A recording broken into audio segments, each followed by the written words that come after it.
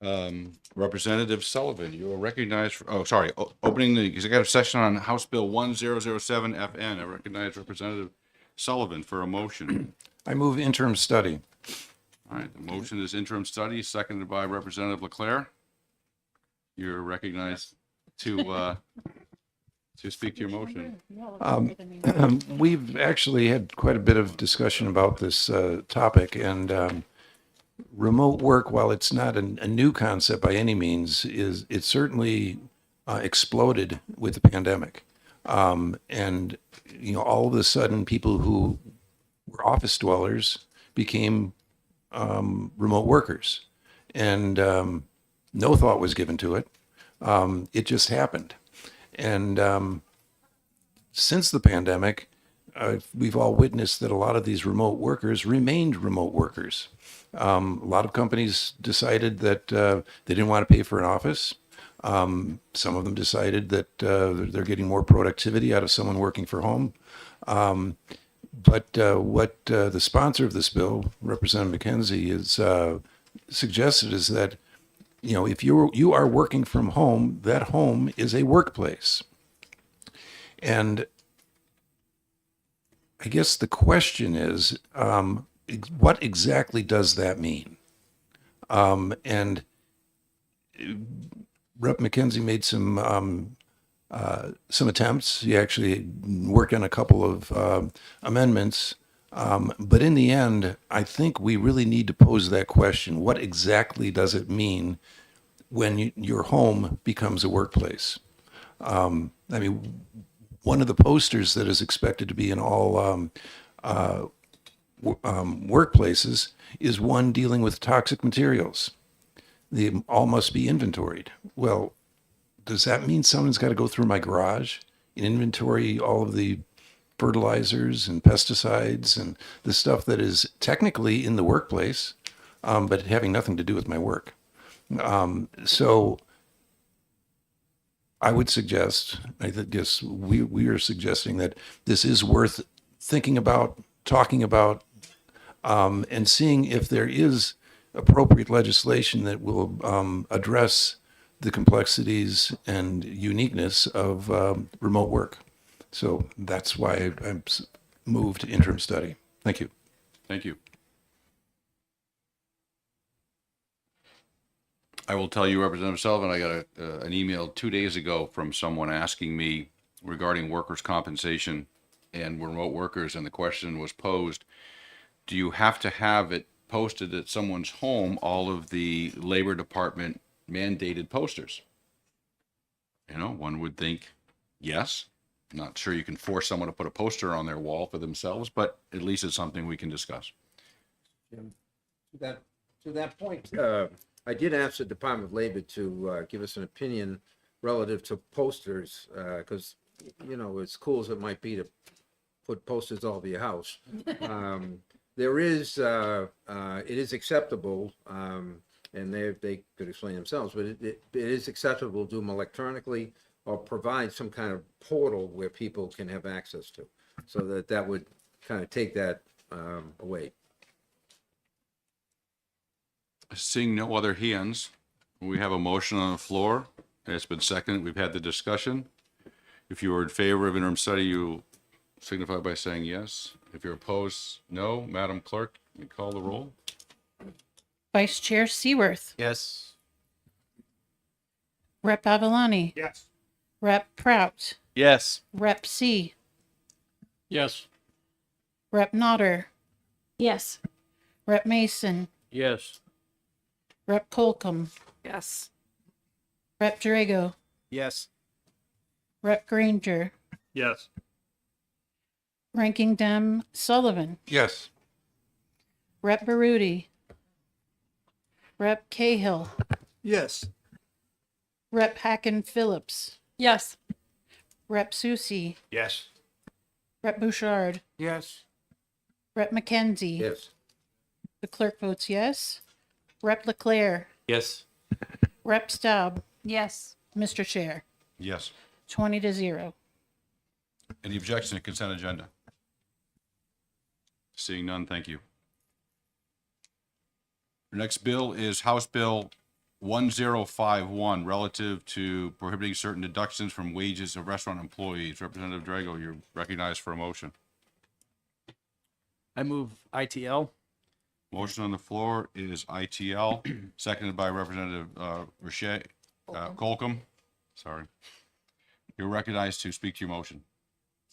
I don't think there's really much to say. The sponsor came and said that this is already in statute, so there's really no reason to have a second law to duplicate the first. And for that reason, ITL is the appropriate motion.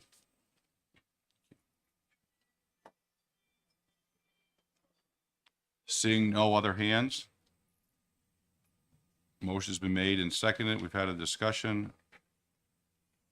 Madam Clerk, would you call the roll on House Bill 1051? If you're in favor of ITL, you'll be signified by saying yes, opposed, no.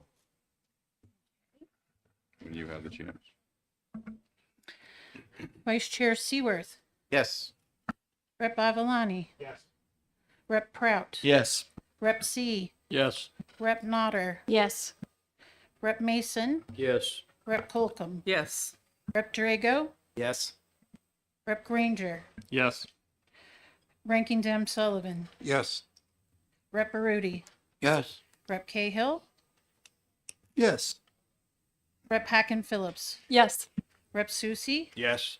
Rep. Bouchard, Yes. Rep. McKenzie. Yes.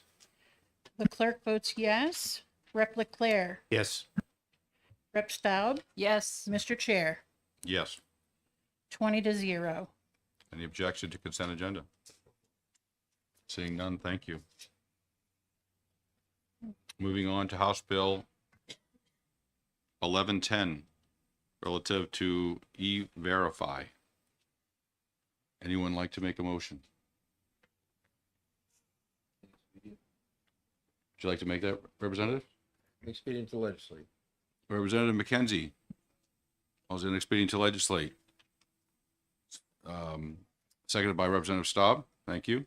You're recognized to speak to your motion. I think, Mr. Chairman, that the E-Verify system has been controversial. Since it was originally established, it is riddled with problems. It has improved somewhat, but it's still riddled with problems. And I think the potential of taking somebody out because of a problem with the system, the potential is there. And I don't think it's necessary to move forward with this legislation. I would ask to support the inexpedient. Thank you. I don't see any other hands. The two comments that I hear repeatedly about this bill, number one, it's voluntary. You can do it now if you'd like, if you're an employer. So have at it.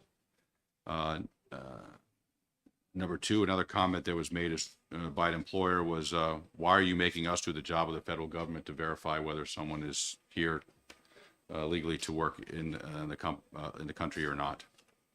So thirdly, obviously, there's been problems, especially if you have a two-letter last name, as in some nationalities do. Kind of sets the system up in a tizzy. And you can have someone that's clearly an American citizen that, because of the way their name is spelled, they will get a rejection on their ability to work, and you could go through a 2 or 3 week appeal process to try to get that resolved when that person is trying to work and that employer wants to hire them. So if you want to do it yourself voluntarily, you can still do that. Seeing no other comments, the motion on the floor on House Bill 1110 is inexpedient to legislate. It has been moved and seconded. We've had the discussion. If you're in favor of the ITL, you'll vote yes. If you're against, you'll vote no. Madam Clerk, please call the roll. Vice Chair Seaworth, Yes. Rep. Avalani, Yes. Rep. Prout, Yes. Rep. C, Yes. Rep. Nodder, Yes. Rep. Mason, Yes. Rep. Colcom, Yes. Rep. Drago, Yes. Rep. Granger, Yes. Ranking Dem Sullivan, Yes. Rep. Baruti, Yes. Rep. Cahill, Yes. Rep. Hacken Phillips, Yes. Rep. Susie, Yes. Rep. Bouchard, Yes. Rep. McKenzie, Yes. The clerk votes yes. Rep. Leclerc, Yes. Rep. Staub, Yes. Mr. Chair, Yes. 20-0. Any objection to consent agenda? Seeing none, thank you very much. I'm just waiting a second here before I start calling the next Thank you. one for the clerk. I appreciate it. 1201 is the next.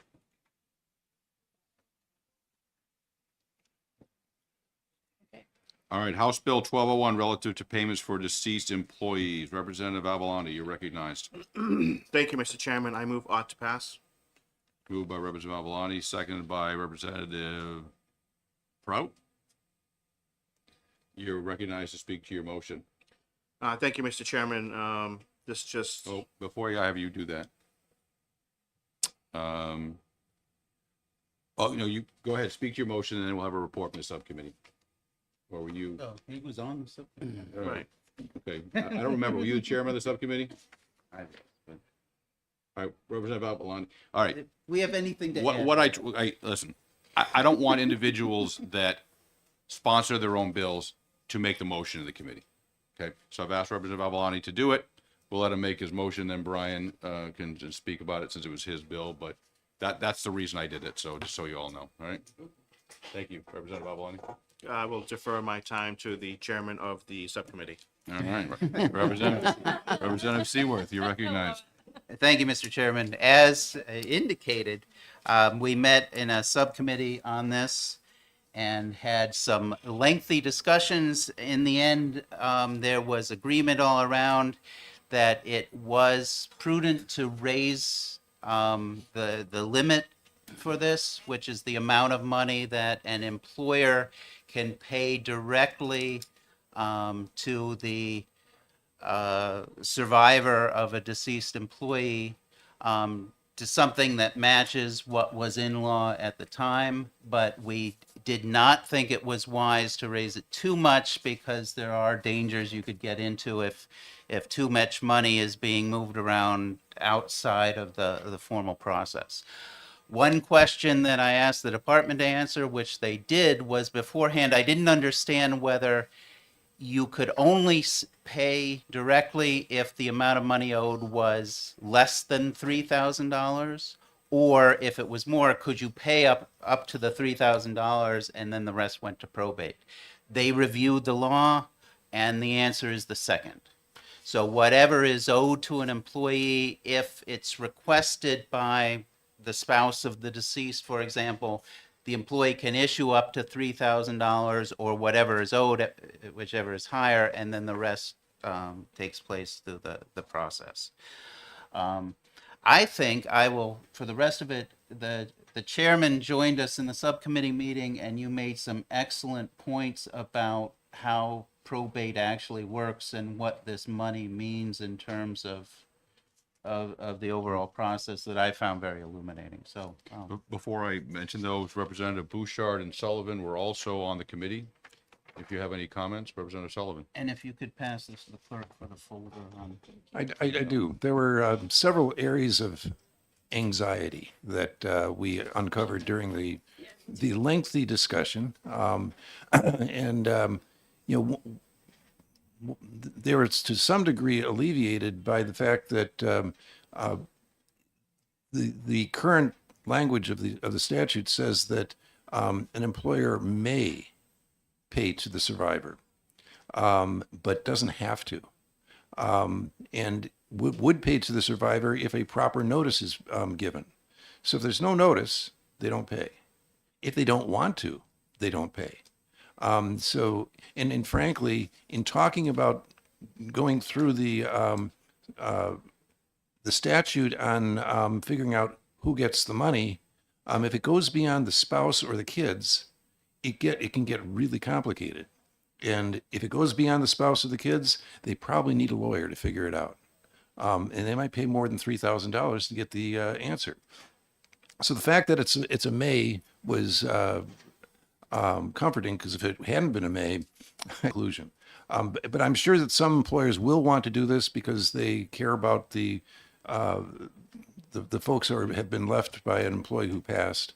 But my advice would be very careful if it's anything other than the spouse or the kids, because you might give the money to the wrong person. I mean, worst comes to worst, they'll pay the $3,000 to somebody and then pay the $3,000 again to somebody else because they paid the wrong person. But the $300 was ridiculous. $3,000 is not too excessive. I think if the number were much higher, we would have been uncomfortable, which is why we just left it with what Representative Seaworth initially proposed. But certainly we wouldn't want it a whole lot higher than that, just in case the wrong people get paid. So, but I think as it is, I can certainly support the ought to pass. Representative Bouchard. Thank you, Mr. Chair. I don't have anything else to add to it, so I do support what we agreed upon. Unfortunately, I've been the executive of two estates, and the realistically, you know, this bill was this law was first enacted in 1963, and it was $300, which was probably an appropriate amount at the time. What really happens when someone dies, unfortunately, is someone that doesn't have a lot of extra money hanging around. They could utilize that paycheck if that individual is deceased, because the cost of a burial, the cost of getting an attorney if you have to, because in the state of New Hampshire, you know, you have to submit something to probate. You have to pay a probate fee. You have to wait for the judge. You have to get a bond because of the Fairbanks situation. People don't know that 25 years ago, a judge in the western part of the state took off with a lot of people's money. And so now every judge puts a minimum bond of $33,000 in place because it's a $100 cost for a bond. So these are the things that happen when someone dies. And when one of the concerns was, well, $3,000, what if there's heirs? You know, why do you give it to maybe a spouse? If there's heirs down the line, they're going to get some money. Well, realistically, by the time you provide burial services, that's the first number one thing in probate in the rules of who gets what first. First is burial, then it's the lawyers, then it's the federal government and taxes, and then it's secured creditors, unsecured creditors, and then maybe bequests to spouses or relatives, or to children or other relatives. So that $3,000 is probably not going to get there to cause that problem. But it is very important to some that really need it when life is chaotic and they've lost someone. Representative Granger, sorry. Thank you, Mr. Took me a Chair. second. I plan to support the OTP motion. I just want to point out that this bill would be unnecessary if we were using hard money rather than fiat. Noted. Representative Leclerc. Yeah, I also will probably vote for the OTP. Just wondering, I don't know if it's a question or a statement more, but I understand how the increase works from 300 to 3,000 over the years, and just wondering why, like minimum wage doesn't get the same look. Thank you. Second that. Touche. See how we always have fun in this committee. That's always fun. Any other comments, snide remarks, funny jokes? Okay.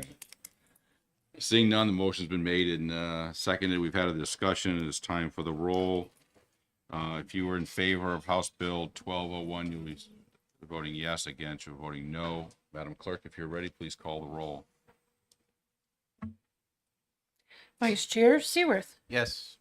Rep. Babalani, Yes. Rep. Prout, Yes. Rep. C, Yes.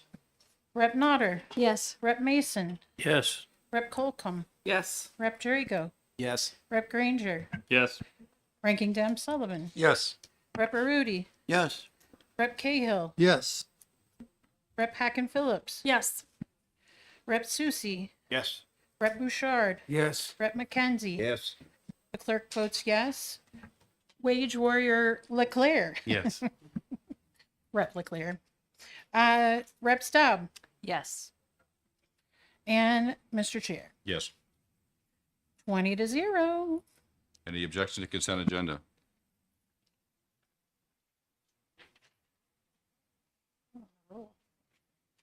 I'm not gonna jinx it. Okay. We're moving on to House Bill 1246, relative to allowing payments for wages in gold and silver. Recognize Representative Avalani for a motion. Thank you, Mr. Chairman. I move ought to pass with amendment 2024-0303H. Could you repeat the number? I'm sorry. Yeah, I made a whole bunch of copies. Does everyone get them? There should be about 5 or 6 extra around This is the for anyone who's out in the gallery. Ben, if there's some out there on the edge there, okay. All right, thank you. 303H. Correct. Motion's been made, seconded by Representative Drago. Representative Avalani, you're, Thank you, Mr. Chairman. I will Recognized defer to my speak. time to the amendment sponsor. And who's the, moved by, seconded by, Just sorry, one. y'all. um, Catching up. is moved by Avalani, seconded by Drago. Representative Granger, you're recognized to speak to your motion. Thank you, Mr. Chair. So this amendment just makes it impossible to read it in such a way that would make it mandatory. It needs to be voluntary and recorded as such in writing by both the employee and the employer. This solves a lot of problems. So, for instance, municipal and county government, they just don't have to do it if they don't want to. Anybody who doesn't want to get paid in gold and silver will not be forced to be paid in gold and silver. And also, there was some concern about the order. The reason that it was put in B was because there was belief that if it is on the last of the menu, then some of the prior ones would affect it in some way. So speaking to the people who had that concern, putting it at B seems nice because we don't want to put it on A. That seems like it's defaulting to gold and silver. And if we put it B, it's in the middle. And so it gets rid of that concern. Representative Sullivan. With all due respect, I just frankly think this bill is a bad idea. And since the bill fundamentally is a bad idea, I'm not going to support an effort to make a bad idea less bad. So I'm not going to support the amendment.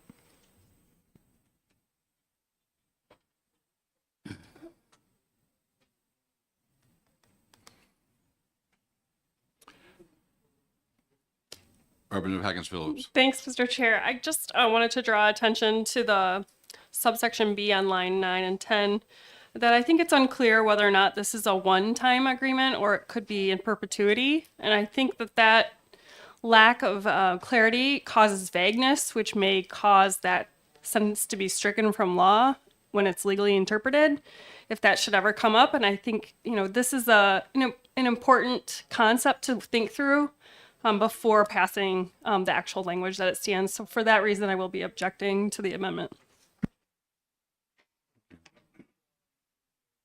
Any other comments? Originally when I first received the bill, I looked at it and thought in my mind that wasn't really necessary, and then I having reviewed the motion, one of the things that comes down to some of the things we do here in the committee has to do with enabling legislation. And if two consenting individuals on a contract want to engage in something, the question I always have to myself is, why do I think I need to step in the way and say it shouldn't happen? If there's no ability for anyone to force an employer to do it, if there's no ability for the employee to force the employer to do it, and if I'm realistic to, even though my 60-year-old brain doesn't wrap my head around it very much when it comes to Bitcoin and all this other stuff that goes on, that is, going to be next in line of utilizing other mechanisms. And again, I can't wrap my head around someone buying a painting online because it has a, what do you call it, Andrew? You were laughing. What do you call that stuff? Whatever. You know what I'm talking about. You can buy AFT. Yeah, I still don't wrap my head around that one. Thank you. So, but they do exist. I don't see any harm in this, although I respectfully think it's kind of goofy.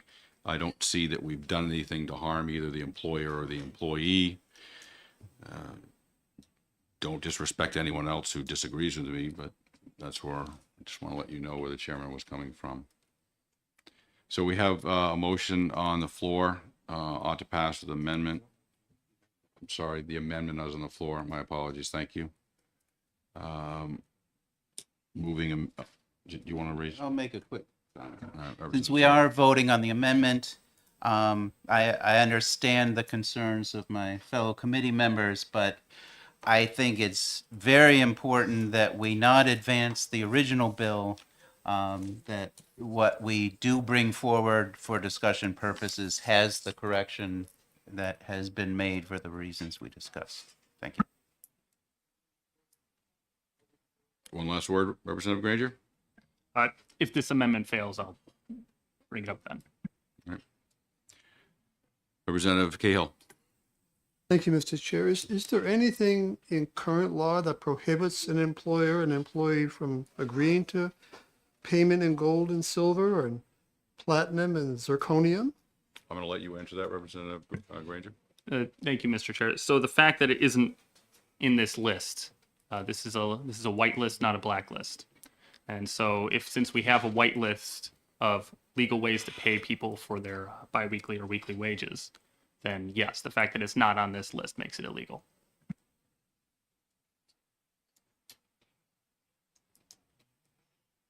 Okay. We have the motion is the amendment is ought to pass on amendment 2024-0303H. If you're in favor, you vote yes. Opposed, vote no. Madam Clerk, could you call the roll on the amendment? Vice Chair Seaworth, Yes. Rep. Avalani, Yes. Rep. Prout, Yes. Rep. C, Yes. Rep. Nodder, Yes. Rep. Mason, Yes. Rep. Colcom, Yes. Rep. Drago, Yes. Rep. Granger, Yes.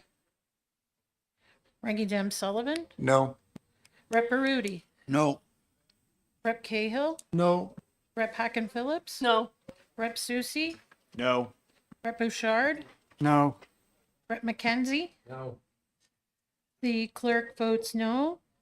Rep. Leclerc, No. Rep. Stout, No. Mr. Chair, Yes. 10 to 10. Then it's open to further amendment. And if there's no further amendments, then it goes to it goes to the bill.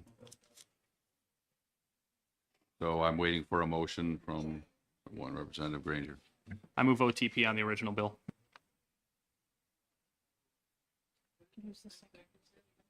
I move Representative OTP on the Granger original bill. moves ought to pass on the original bill. I need a second. Representative Drago. You're off. You're recognized to speak to your motion. Thank you, Mr. Chair. So the amendment that I brought up was to clarify the bill, but it doesn't fundamentally change the bill. Whenever you make a contract with people, you can write down in the contract how you plan to pay people. The original bill, without this amendment, does essentially the same thing. It just doesn't stipulate that it must be in writing. The concerns that were brought up that it needs to be in a specific order were not based on anything real. It's a list of menu options. It's sort of like if you go to McDonald's, you can get a burger, you can get fries, you can get a milkshake. The fact that you're getting a milkshake doesn't mean that you automatically get fries. So anything that is listed as another letter item doesn't affect the actual bill. We live in a state where employment is voluntary. Therefore, this amendment is entirely unnecessary. Although I brought it up because I thought it would help appease certain concerns. The original bill is going to accomplish exactly the same thing. So I'm going to support the OTP motion on the original bill. Representative Seaworth. Given my statement just before that previous vote, I do not think that I can. My concern, and I don't think I have time to figure it out definitively on the fly here, but my concern was down in subsection E and the references to other sections that uses, and the way the original bill was structured, I didn't think they cross-referenced properly. So I'm going to have to vote no on this motion and reiterate my support for the amendment that has been proposed.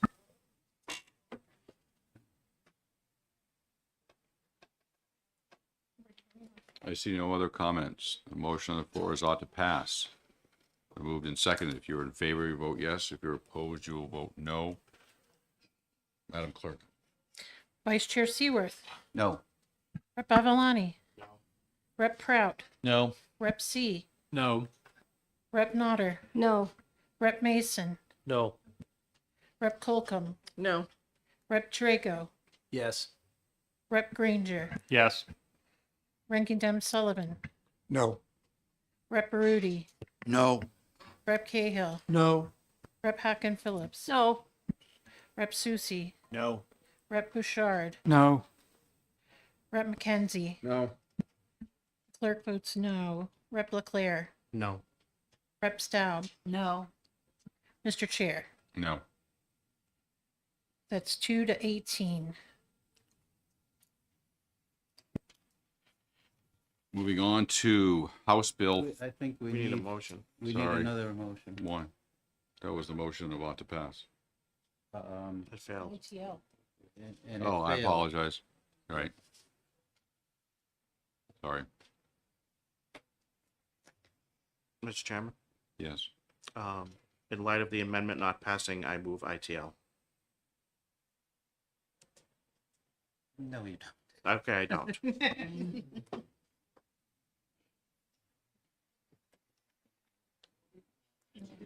The moment here. So is he making that motion? No. for ITL?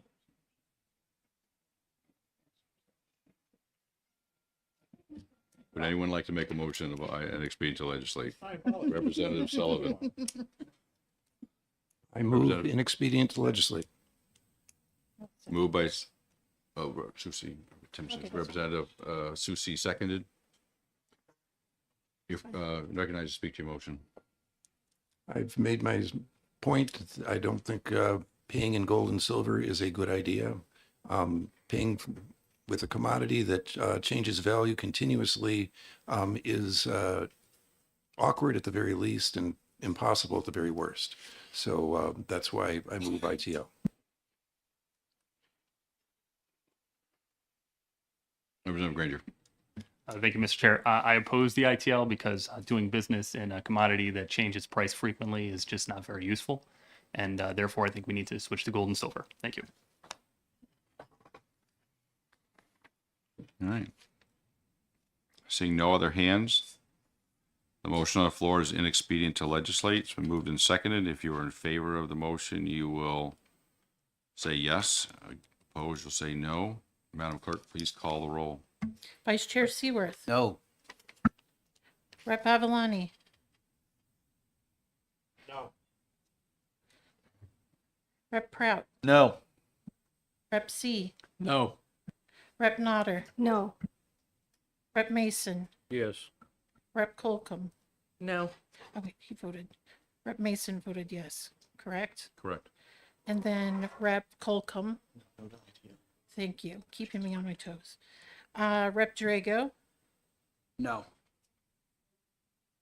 Rep. Granger, No. Rep. Ranking Dem Sullivan, Yes. Rep. Baruti, Yes. Rep. Cahill, Yes. Rep. Hacken Phillips, Yes. Rep. Susie, Yes. Rep. Bouchard, yes, Rep. McKenzie. Yes. What? Motion on the floor is ITL. Yes, as All right. ITL. Okay, just wanted to check. I'm sorry, Rep. McKenzie, you voted yes. I'm just clarifying. The clerk votes yes. Rep. Leclerc, Yes. Rep. Staub, Yes. Mr. Chair. No. So, vote on ITL is 11-9. And the motion passed. Now that's. I didn't understand it, now I understand it. Okay. House Bill 1519. So do we need a minority report? Yeah. I need to rate who's. Granger will write the minority. Granger will? The minority? Yes. On Lee knows. Yeah, OTPA. No, on Sullivan's. The minority report will have our minority, well, we will have a minority recommendation, which will be OTPA. Correct. That's what you're OTPA? writing. And you're writing, it, yes. OTPA? Yes. Okay. Got it. All right, now to, House Bill 1519. 1519. Relative to minors' available work hours, recognize Representative Seaworth for a motion. I move ITO. Motion on the floor is inexpedient to legislate by Representative Seaworth. It is seconded by Representative Avalani. Representative Seaworth, you recognize to speak to your motion. Thank you, Mr. Chairman. After we had some lengthy discussions in the hearing, I had some more discussions with the Department of Labor, who sent me some answers. I had discussions with the sponsor of the bill and some other groups that had concerns. And at the end of the day, I think what's clear is the sponsor heard some issues from members of the public that weren't necessarily aligned with the law. So the way she had originally proposed the law, it didn't quite make sense. Just in a nutshell, there are very different rules for 16 and 17-year-olds, for 14 and 15-year-olds, and for 12 and 13-year-olds. And each of those are different, and I think a lot of times people coming to this for the first time don't understand the distinction. In a nutshell, if you're under 16, the federal law is very explicit and applies, and if you're 16 and 17, most of the regulations fall to state law, which are very different. And I think people get confused sometimes that their 15-year-old runs into a problem and they think they look to the state law and find what we've written for an older teen. So after all that discussion, the sponsor agrees with me that what the bill proposed to do is neither necessary, because what she was asking for essentially is state law, or helpful at this time. And if indeed some members of the public do come to us with inconsistencies, we'd be happy to look at it at that time. Thank you.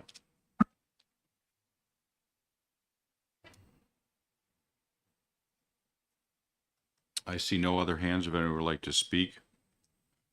The motion on the floor is inexpedient to legislate. It's been moved and seconded. If you are in favor of the ITL vote, you will signify by saying yes. You're opposed, will signify by saying no. Madam Clerk, please call the roll. Vice Chair Seaworth, Yes. Rep. Avalani, Yes. Rep. Prout, Yes. Rep. C, Yes. Rep. Nodder, Yes. Rep. Mason, Yes. Rep. Colcom, Yes. Rep. Drago, Yes. Rep. Granger, Yes. Ranking Dem Sullivan, Yes. Rep. Barudi, Yes. Rep. Cahill, Yes. Rep. Hacken Phillips, Yes. Rep. Susie, Yes. Rep. Bouchard, Yes. Rep. McKenzie. Yes. The clerk votes yes. Rep. Leclerc, Yes. Rep. Staub, Yes. and Mr. Chair, Yes. 20-0. Any objection to consent agenda? Seeing none, thank you.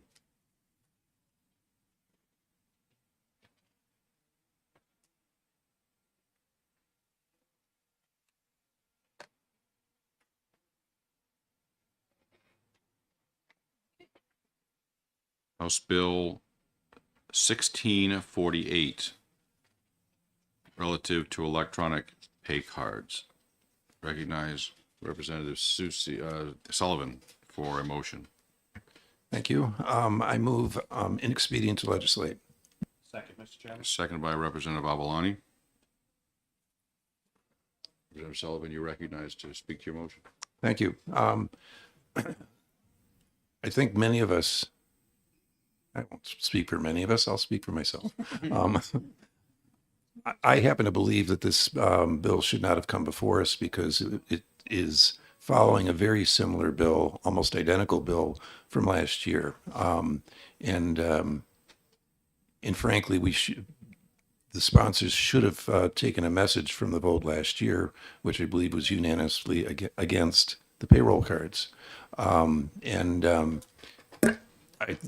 personally feel as strongly this year as I did last year that the paper check should still be available as a manner of payment.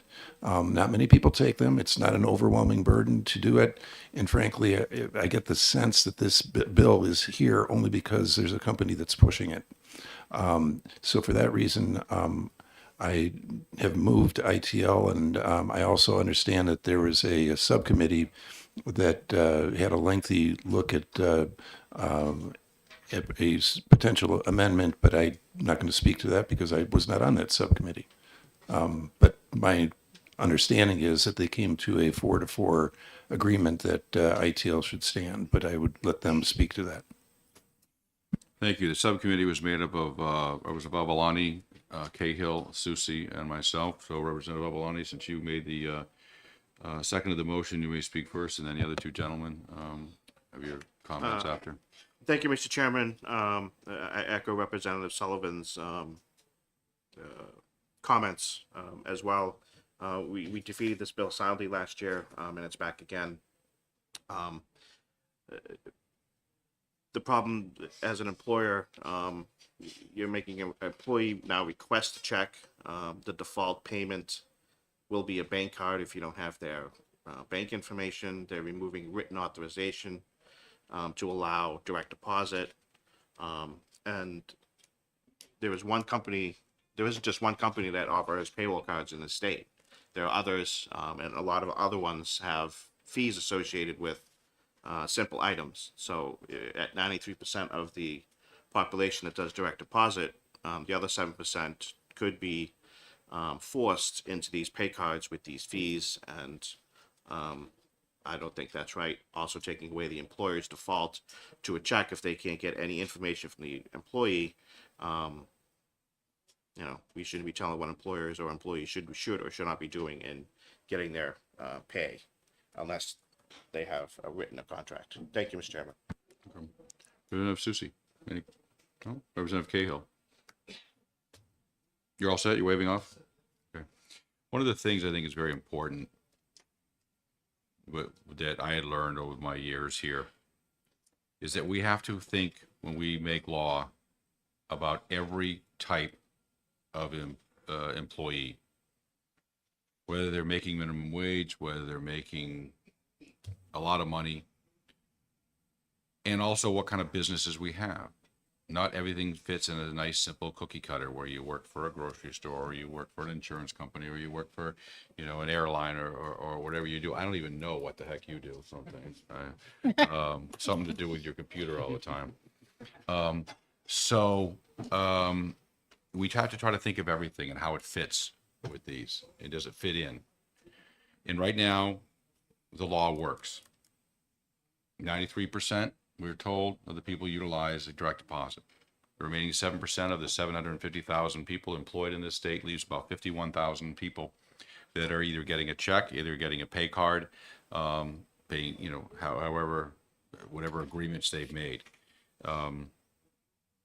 We all have to advance with society, and society is going to pay cards and debit cards and everything else.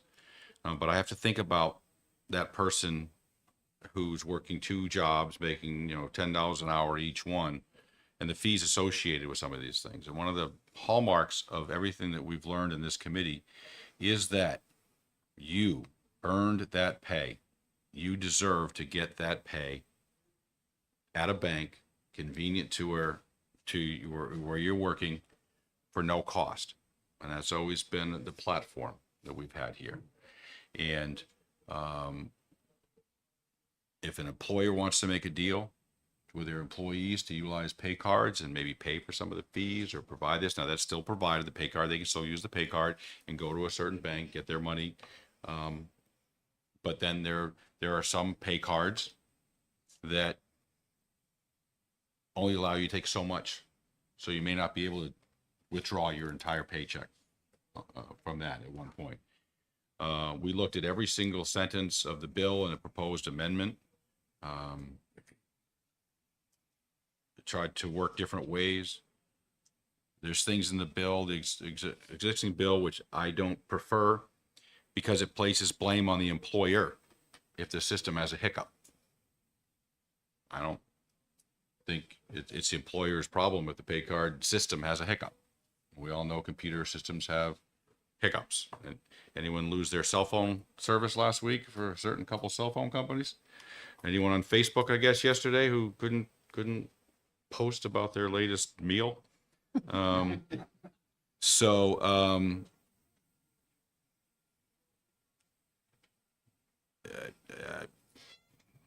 enough. That's enough. So maybe someday, but not the way this has been presented. I see no other hands. The motion on the floor is inexpedient to legislate. It's been moved and seconded. If you are in favor of the inexpedient to legislate, you will vote yes. If you're against, you will vote no. Madam Clerk, if you are ready, you may call the roll. Vice Chair Seaworth. Yes. Rep. Avalani. Oh, yes. Rep. Prout. Yes. Rep. C. Yes. Rep. Nodder. Yes. Rep. Mason. Yes. Rep. Colcom. Yes. Rep. Drago. Yes. Rep. Granger. Yes. Ranking Dem Sullivan. Yep. Rep. Barudi. Yes again. Rep. Cahill. Yes. Rep. Hacken Phillips. Yes. Rep. Susie. Yes. Rep. Bouchard. Yes. Rep. McKenzie. Yes. The clerk votes yes. Rep. Leclerc. Yes. Rep. Staub. Yes. Mr. Chair. Yes. 20-0. We have no other bills in front of us. Yes. Where do you want that?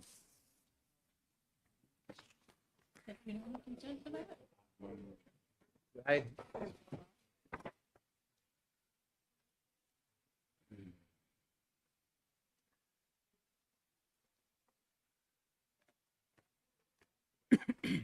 What is your choice? You're all set? I object to consent, Mr. Chairman. Okay. With objection. Regular calendar. It's on the regular calendar. There are no other bills before us. We have gone through our list of bills assigned to us. I am only aware of one piece of legislation coming from the Senate at this point. There will be more. But I'm not going to probably pull a committee to hearings together unless we have good. all of our bills. We get along If we have 3, 4, or 5, then we'll pull it together for one session. I need to report these out by next Thursday. I really would like them by the close of business Friday, giving you a couple more days. While you're sitting in your chair listening to debate, you already know how you're going to vote on tomorrow. You can write the blurbs and email it to me if you'd like. Any other questions, comments, questions of the chair? Any other business coming in forth in front of this committee? Representative Avaloni. Thank you, Mr. Chairman. Just for process, if we have a small amount of bills, would it be able for us to exec them on the same day? Yes. Well, I'm not a fan of execing bills the same day we hear them, especially if there's something that comes up, which we all know that someone says something afterwards, we learn something or what have you. Depending on how they come through, I'll make that decision, usually with the Representative Sullivan to see whether we do that. I know I don't want to, if we have 4 bills and if they're really simple, they pass through the Senate, everyone here is in favor of them, I might agree to doing so. Thank you, Mr. Chairman. Representative Sullivan. I think the current House rule is that you can exec on the same day with agreement between the chair and the ranking member.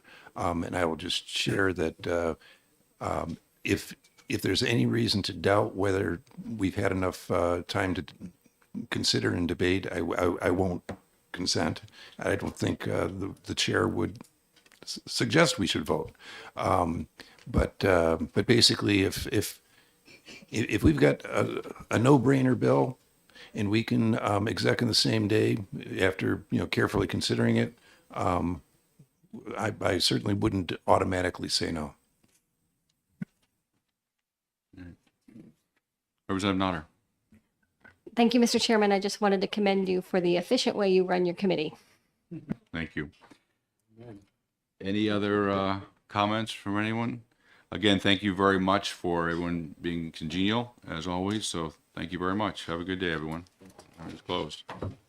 I didn't want to raise this as a part of our business, but the gentleman who spoke on behalf of ADP did not wear any. We're the minority. He's with the company, but he's speaking to the legislature. He should still register as a. Well, I And yes, hear what it'll you're go saying. on, it'll be. I'm going to tell you what I think their opinion is. Who's there? ADP. ADP does not owns a majority percent of Waverly, but they don't do pay cuts. Yes, but I think they're trying to become a bank. Well, what happens if I come up here and what happens if I'm an average Joe, I'm not a legislator, I come up here and speak about an insurance bill because I have knowledge. I'm just a member of my association. Should I have a badge on at that point? Depends. In this case, I think what you want. he was